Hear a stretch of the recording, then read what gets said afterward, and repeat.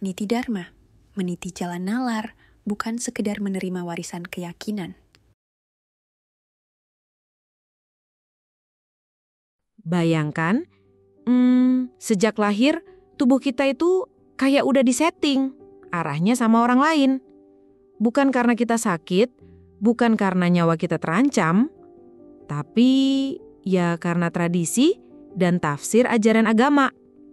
Dari memotong bagian tubuh yang sehat, iya yang sehat loh ya, sampai memaksa anak perempuan menutup rambutnya setiap hari. Pertanyaannya, ini tuh bentuk kasih sayang atau justru pelanggaran hak asasi? Di negara religius seperti Indonesia, kalau seorang anak lahir di keluarga muslim, seringkali bahkan namanya pun udah diplot sesuai selera agama orang tuanya. Kalau bukan Muhammad, ya Ahmad. Kalau perempuan, pilihannya biasanya, ya deretan nama Arab yang cantik-cantik sih. Aisyah, Zahra, Amena, Nabila, Sakinah, Amera, Afifah, Farah, Raihana, sampai Salsabila. Tapi, kita ini kan orang asli Nusantara, bukan orang Arab. Kenapa ndak pilih nama-nama pribumi yang berakar dari tanah kita sendiri? Yang ada jejak sejarah dan cerita nenek moyang kita. Lalu, anak laki-laki, kadang bahkan dari bayi, sudah dijadwalkan untuk disunat. Bayi lo ya. Padahal itu tubuh mereka sendiri. Permanen, nggak bisa ando kayak di komputer. Dan alasan apapun yang dipakai, tetap saja itu bukan hak orang tua untuk memutuskan. Bayangkan, kalau nanti anak itu besar, lalu dapat pencerahan, memutuskan pindah agama atau bahkan tidak beragama sama sekali. Atau kita balik situasinya. Saat orang tua sudah tua renta, sakit-sakitan, terus amnesia. Anaknya memutuskan operasi otak yang beresiko tinggi tanpa izin orang tua. Apakah itu dibenarkan? Kalau jawabannya tidak, lalu kenapa memaksa bayi disunat tanpa izin dianggap wajar? Anak perempuan juga nggak luput. Dari kecil dibujuk, kadang dipaksa untuk memakai hijab. Alasannya apa? Ya, mematuhi ajaran agama. Tapi coba bayangkan, kalau nanti dia dewasa dan pindah ke pedalaman Papua. Di sana adatnya tidak mengenakan baju seperti yang kita kenal. Kalau dia memaksa orang tuanya ikut adat itu, melepas busana, hanya pakai koteka, kira-kira apakah itu dibenarkan? Kalau kita pikir-pikir, ajaran agama kadang suka terlalu ikut campur. Dari urusan potong sana, tutup sini, nggak boleh makan ini, haram itu, halal ini, najis itu, suci ini, rasanya seperti hidup tanpa kemerdekaan penuh atas diri sendiri. Padahal, katanya kita ini negara merdeka. Tapi, apakah ini benar-benar merdeka? Kalau hak asasi pribadi saja masih diatur oleh tafsir agama. Bandingkan dengan negara-negara sekuler yang mayoritas warganya tidak beragama. Tidak ada aturan agama yang membatasi. Tidak ada Tuhan dalam undang-undang. Tapi anehnya, mereka hidup damai, bahagia, dan selalu berada di peringkat atas indeks kebahagiaan dunia. Jadi, mungkin pertanyaan yang harus kita renungkan adalah, apakah kemerdekaan yang kita rayakan setiap tahun hanya simbol di atas kertas? Atau benar-benar nyata kita rasakan di hidup sehari-hari? Kalau anak dipaksa pakai hijab, alasannya katanya untuk melindungi diri dari pandangan pria. Kedengarannya mulia ya, tapi kalau dipikir-pikir, sebenarnya itu salah kaprah. Sejak kecil anak-anak perempuan sudah dijejali rasa takut. Seolah-olah semua pria di luar sana adalah predator, siap menerkam kapan saja. Wah, dunia kok jadi kayak hutan belantara ya? Coba deh bandingkan dengan negara-negara maju atau negara sekuler. Perempuan di sana bebas berpakaian. Bahkan kalau musim panas, ya ada yang cuma pakai bikini di pantai atau pakaian terbuka di jalanan. Apakah mereka jadi korban predator massal? Tidak. Kenapa? Karena mereka tidak dicekoki doktrin ketakutan sejak kecil.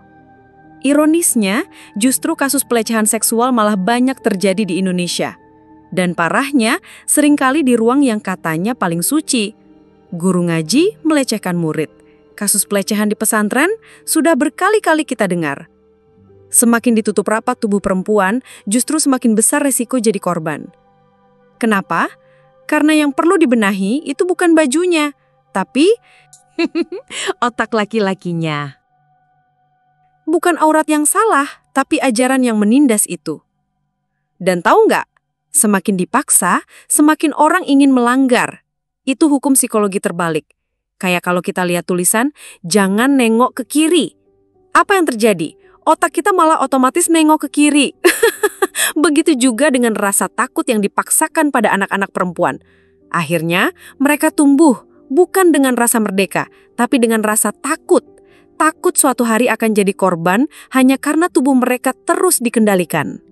Kita bedah lagi ya. Sunat bayi laki-laki non-medis.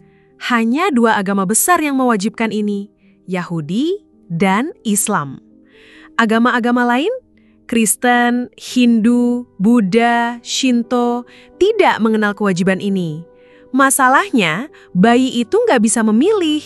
Apakah orang tua berhak memutuskan prosedur permanen untuk tubuh anak hanya karena alasan tradisi atau keyakinan? Beberapa pengadilan di luar negeri bahkan menyebut ini sebagai cedera tubuh karena sifatnya yang irreversibel dan tanpa persetujuan si anak. Di Yahudi, ini dianggap perjanjian antara Tuhan dan Abraham. Di Islam, bagian dari sunnah Nabi. Dan diyakini menjaga kebersihan. Tapi kalau kita lihat agama-agama lain, mayoritas tidak punya kewajiban ini. Kristen, Hindu, Buddha, Shinto tidak pernah memotong tubuh bayi laki-laki sebagai syarat iman. Dan masalah utamanya, ketika bayi belum bisa bicara, siapa yang memutuskan? Pihak pro bilang ada manfaat medis, dari pencegahan infeksi sampai mengurangi resiko penyakit menular seksual di masa depan. Tapi pihak kontra menegaskan semua itu bisa menunggu sampai anak cukup umur untuk memilih. Karena hak tubuh adalah hak pribadi, bukan hak kolektif keluarga atau komunitas. Jadi, kalau ngomongin sunat paksa, kadang orang langsung mikirnya baik ya. Tapi ternyata, sejarah punya cerita yang lebih gelap. Bayangin, bukan bayi, tapi pria dewasa. Iya, orang gede. Dan ini terjadi di Indonesia, di Maluku, waktu perang agama antar Islam dan Kristen tahun 1999-2001. Ribuan pria Kristen dipaksa masuk Islam dan langsung disunat. Bukan di klinik, bukan di rumah sakit, tapi dengan metode yang brutal. Tanpa sterilitas medis, tanpa rasa kemanusiaan. Salah satu korban bilang, "Saya terus berteriak dan muntah, tidak bisa lari." Ini jelas bukan soal kesehatan, teman-teman. Ini soal kontrol dan pelanggaran HAM. The Sydney Morning Herald sampai bikin liputan rinci soal ini. Ironisnya, ini terjadi di negara yang katanya sudah merdeka. Tapi kalau kita lihat, kejadian biadab yang melanggar kemerdekaan dan hak asasi manusia, tarik napas, masih banyak banget. Dan bukan cuma laki-laki yang kena tekanan. Anak perempuan sama aja. This secretly recorded video of a man's confrontations with an official at his daughter's school went viral across Indonesia. The man asked why his Christian daughter must wear a hijab in school. Satu pertanyaan saya sama Bapak. Is wearing hijab for girls only advisory or is it mandatory? Bagi SMK 2. To our school, it is mandatory, since it is written under school regulation. Peraturan. Ya. Menurut laporan Human Rights Watch, siswi di Indonesia kerap, dan ini sering banget, mengalami tekanan untuk memakai jilbab di sekolah. Kadang bukan cuma tekanan, tapi juga bullying. Hasilnya, ada yang keluar sekolah, ada pegawai yang resign, ada dosen yang ninggalin pekerjaannya. Pakar HAM dari UNER, Zendi Wulan Ayu bahkan bilang kalau pemaksaan jilbab ini masuk kategori kekerasan psikologis terhadap anak. Dan kalau kita buka Konvensi Hak Anak, pasal 14 itu jelas banget. Anak punya hak kebebasan berpikir, berkeyakinan, dan beragama. Tapi ya semua itu runtuh kalau sejak kecil pilihan hidupnya udah diambilin orang lain. Jadi pertanyaannya, merdeka itu artinya apa kalau tubuh dan pilihan kita masih diatur orang lain? Katanya negara kita sudah merdeka. Kenapa kemerdekaan anak dibungkam oleh ajaran doktrin agama dan negara diam saja, bahkan di beberapa provinsi malah mendukungnya? Apakah benar ini negara merdeka? Atau diam-diam telah dijajah oleh doktrin agama tertentu? Bayangkan, hidup di negara religius seperti Indonesia. Sejak awal, bahkan namanya sudah dipilihkan sesuai selera agama orang tuanya. Kalau bukan Muhammad, ya Ahmad. Padahal kita ini orang asli Nusantara, bukan orang Arab. Kenapa tidak memilih nama yang berakar dari tanah dan budaya kita sendiri? Nama-nama yang membawa jejak sejarah nenek moyang di tanah ini. Lalu anak laki-laki, kadang bahkan sejak bayi, dipaksa untuk disunat. Tubuhnya diubah secara permanen tanpa persetujuannya.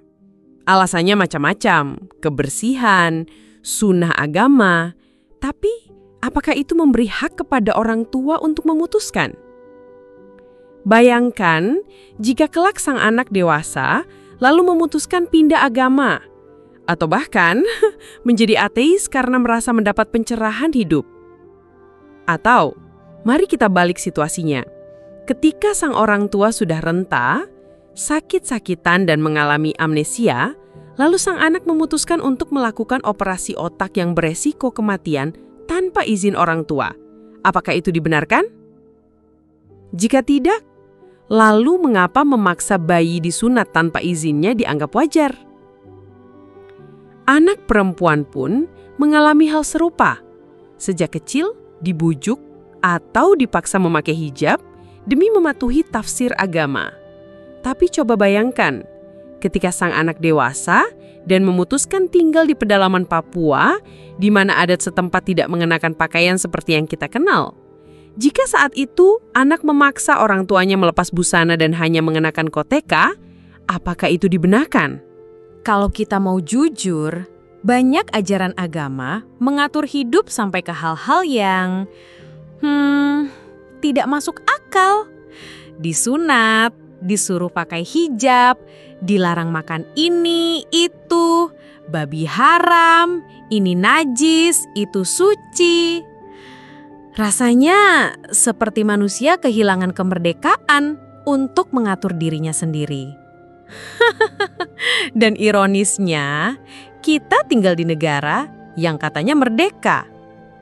Tapi, apakah kita benar-benar merdeka kalau hak asasi pribadi masih diatur agama? Bandingkan dengan rakyat di negara-negara sekuler yang murni tanpa agama resmi, bahkan tanpa Tuhan dalam undang-undang mereka.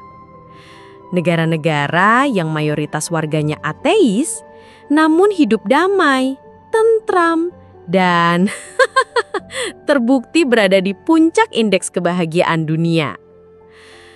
Mungkin kita perlu bertanya, apakah kemerdekaan yang kita rayakan setiap tahun hanya simbol di atas kertas? Atau benar-benar nyata dalam kehidupan kita sehari-hari? Kedua praktek ini, sunat bayi laki-laki non-medis dan pemaksaan jilbab pada anak perempuan. Ya, bentuknya memang berbeda. Yang satu melibatkan pisau bedah, yang lain kain penutup. Tapi, keduanya punya benang merah yang sama, menghilangkan hak anak untuk memilih atas tubuhnya sendiri. Di banyak negara, prinsip HAM itu jelas. Kalau sebuah keputusan bisa ditunda sampai anak dewasa, ya ditunda saja. Tradisi boleh kita hormati, tentu saja. Tapi bukan berarti kita korbankan otonomi tubuh dan kebebasan berkeyakinan. Kita ini hidup di persimpangan antara agama, budaya, dan hak asasi. Di satu sisi ada warisan tradisi ribuan tahun. Di sisi lain ada prinsip modern. Setiap manusia itu pemilik penuh tubuhnya sendiri. Penuh. Pertanyaannya, apakah kita mau terus membiarkan keputusan permanen diambil untuk tubuh anak-anak atas nama iman atau adat? Atau kita berani mengubah tradisi demi satu prinsip sederhana, tubuh ini haknya ada pada pemiliknya. Pakar HAM dari Universitas Airlangga, Zendi Wulan Ayu pernah bilang, pemaksaan jilbab terhadap siswi itu pelanggaran hak anak, bukan sekadar soal moral, ini kekerasan psikologis. Pisau bedah atau kain tidak mengubah inti masalah. Hak anak untuk memilih atas tubuh dan keyakinannya sendiri sering diabaikan.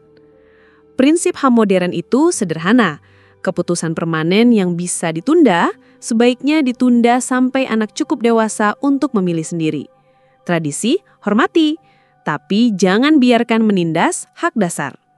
Jadi, apakah kita mau terus mempertahankan warisan yang memotong kebebasan sejak kecil? Atau menciptakan warisan baru di mana integritas tubuh dan hak pilih anak dihormati sepenuhnya? Jadi, sebagai orang tua, mana sih yang sebenarnya lebih penting buat kita? Menghargai hak asasi anak atas tubuh dan keputusannya sendiri?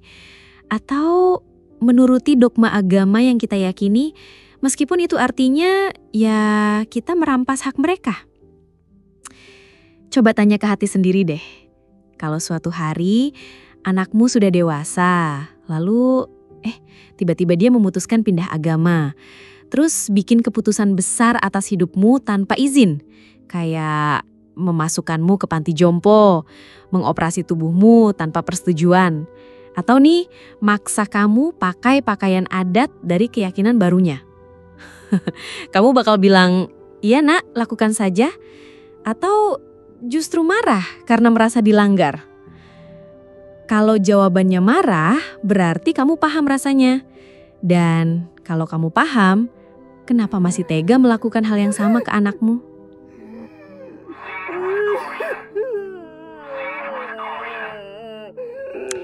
Ingat, anak itu bukan properti, bukan mainan, dan bukan proyek pribadi untuk memenuhi ambisi atau obsesi rohanimu. Ironis banget ya, banyak orang tua bilang anak adalah titipan Tuhan, tapi memperlakukan titipan itu seperti barang yang bisa dibentuk, dipotong, atau ditutup sesuka hati. Kalau Tuhan beneran menitipkan, mestinya kita jaga dong, bukan kita utak-atik. Banyak anak tumbuh dengan luka yang gak kelihatan. Depresi, minder, kehilangan jati diri, cuma karena seumur hidup dipaksa ikut kemauan orang tua. Ya, kayak orang tua yang gagal jadi dokter, terus maksa anaknya kuliah kedokteran. Padahal si anak gak pernah mau. Beragama juga sama.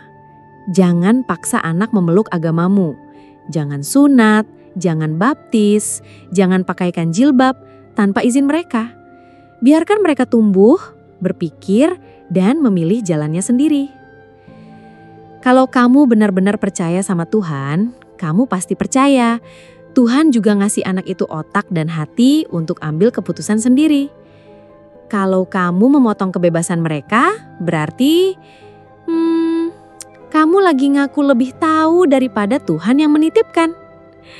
Jadi, yuk berhenti mengatasnamakan Tuhan buat ngatur-ngatur hidup anak.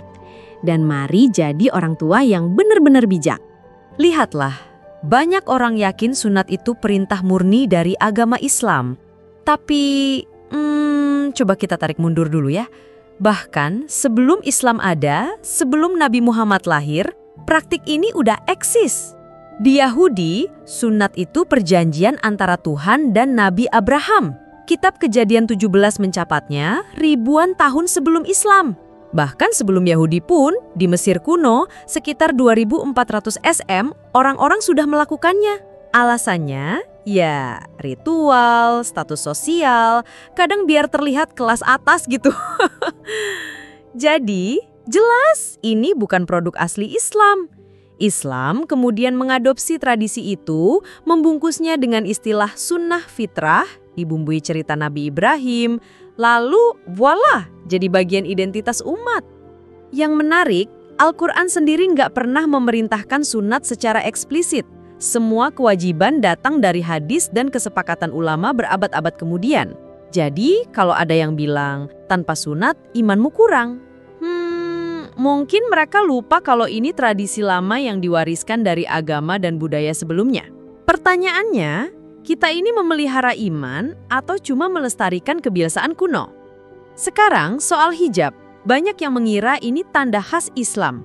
Padahal, jauh sebelum Islam lahir, aturan menutup kepala dan tubuh itu sudah populer.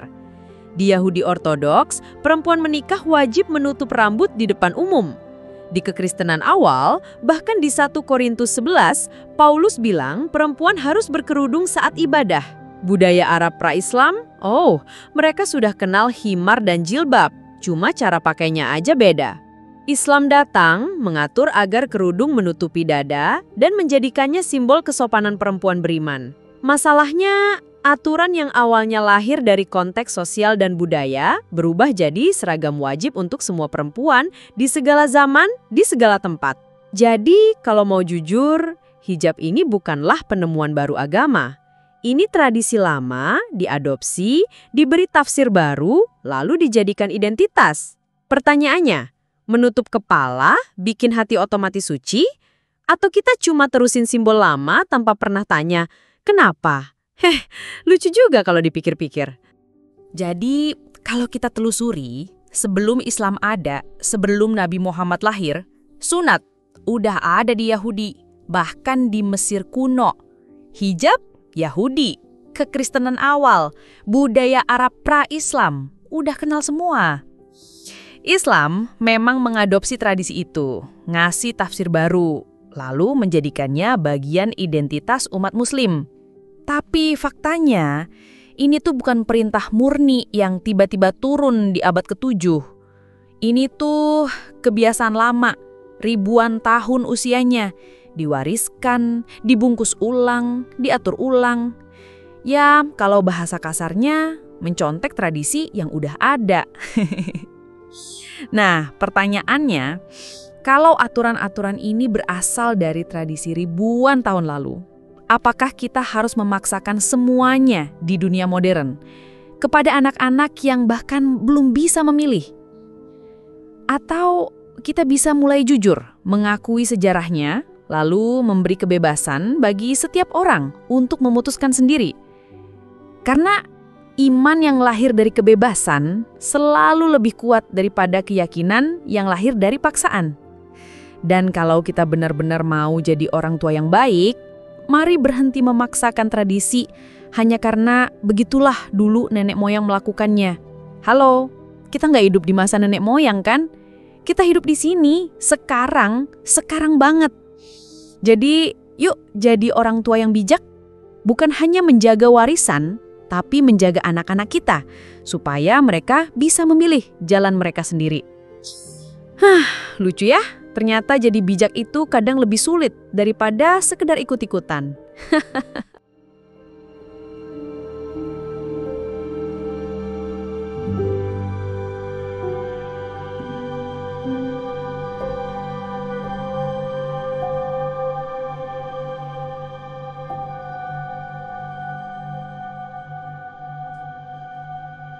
Kalau kamu suka video Ruang Refleksi seperti ini, jangan lupa subscribe dan nyalakan notifikasinya. Sampai jumpa di video berikutnya, di mana kita terus belajar, bukan untuk merasa diri benar, tapi untuk jadi manusia yang lebih sadar.